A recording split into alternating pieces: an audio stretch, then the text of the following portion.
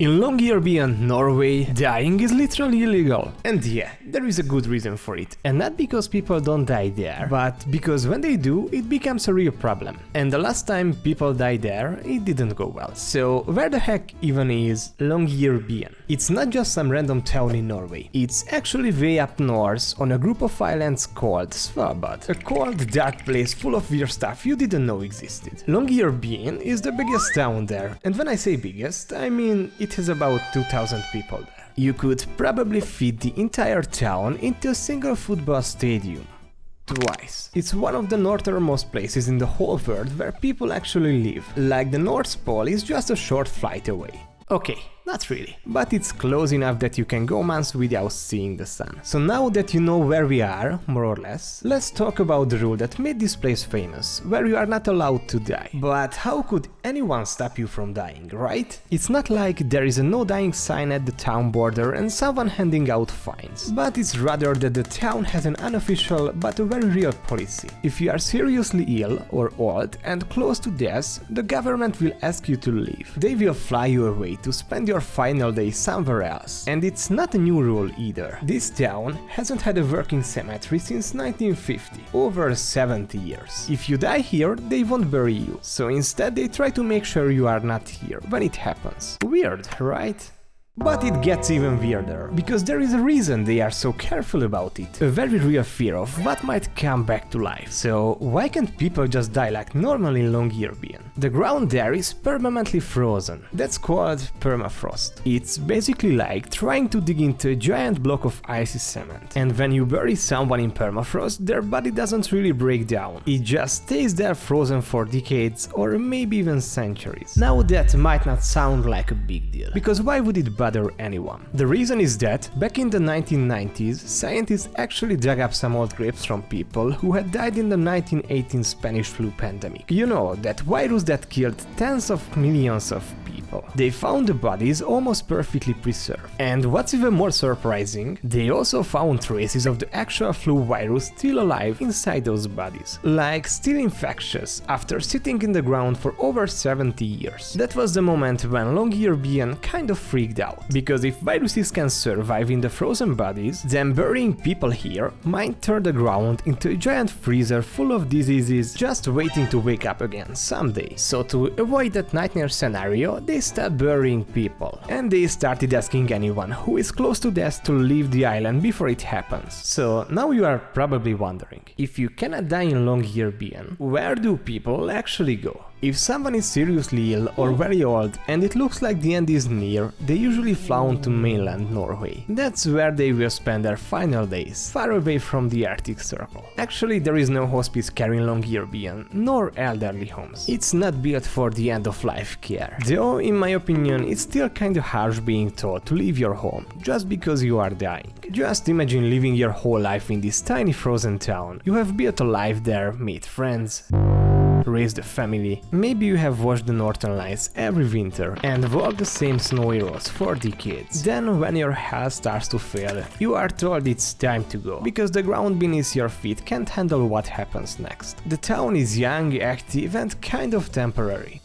Most people there are workers, researchers or adventurous souls who don't plan to grow old in the Arctic. And yeah, the reason is logical, but when does it actually happen to someone? It's emotional and tough. So living there isn't just unusual because of the no dying thing. Every part of life there is different. First off, the darkness. For several months every year the sun doesn't rise at all, not even a little. It's just pitch black, 24 hours a day.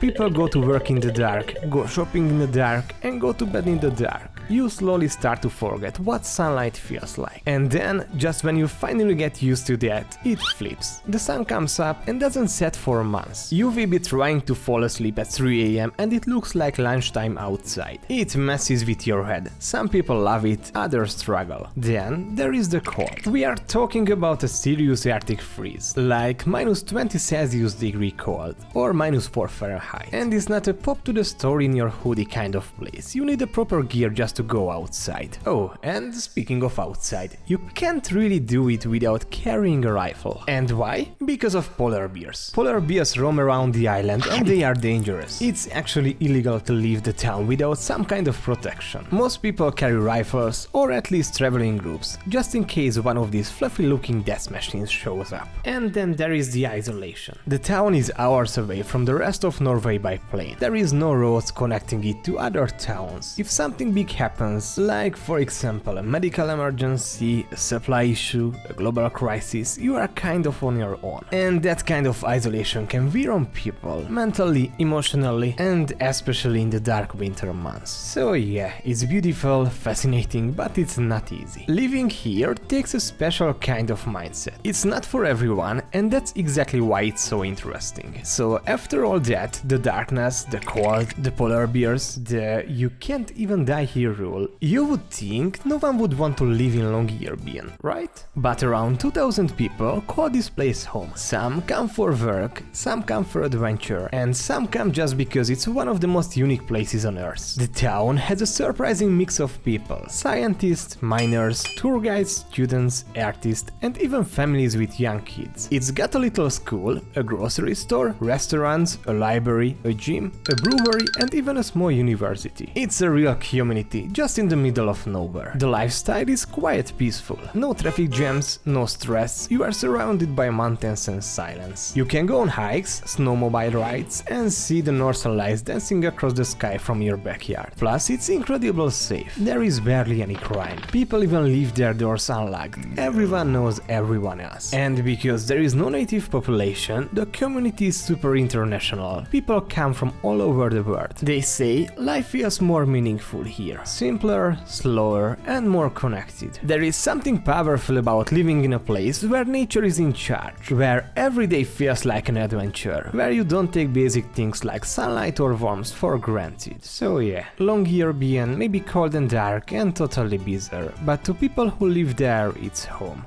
But here is something that might surprise you. It isn't the only place where dying is a problem. There are other towns, especially in the Arctic, that are dealing with the exact same issue. Places in Alaska, Canada and Greenland have the same kind of frozen ground, permafrost, where bodies don't break down properly. In fact, in Barrow, Alaska, which is now called Utqiagvik, they have also had to rethink how they handle burials. The frozen ground makes it almost impossible to dig graves the normal way. So just like LONGYEARBYEN, they have had to come up with special burial methods, or sometimes avoid it altogether. But interestingly, because of climate change, the permafrost in some of these places is starting to melt, and that's opening up a whole new set of problems. As the ground defrosts, scientists are worried about what might come out of it. And frankly, I'm also worried. We are talking about bacteria and viruses that have been frozen for decades or even centuries suddenly waking up. In 2016, a boy in Siberia actually died after being exposed to anthrax that came from a reindeer carcass buried in the permafrost. So it already started to happen. The animal had been frozen for over 75 years. Then the ice melted, the disease came back and people got sick. So yeah, overall this isn't just about a quirky little town with a strange law. It's part of a much bigger issue. As the planet warms, these once frozen places are changing fast, and the ground is filled with secrets, stories, and maybe even stuff we are not ready to face. So next time you hear someone joke that dying is illegal in LONGYEARBYEN, just remember, it's not really a joke,